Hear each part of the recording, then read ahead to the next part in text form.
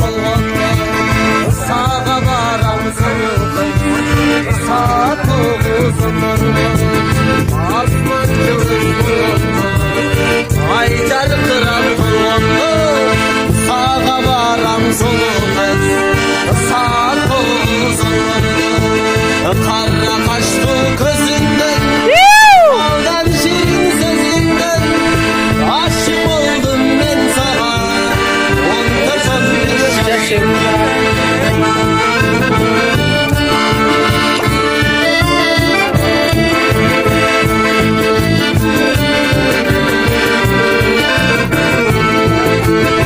Yıldızımsın aynayım Seni kalbim olayım Seni canım kırgındı Baktığımın ardayım Kara kaşlı gözünden Baldan şirin sözünden Aşık oldum ben sana 14-15 yaşımda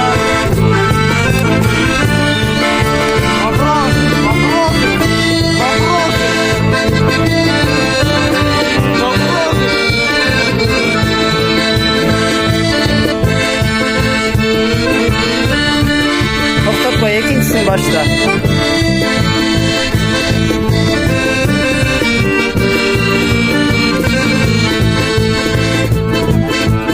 Başla. Başla ikincisini başla. Спасибо. Спасибо. Красавчик, братан!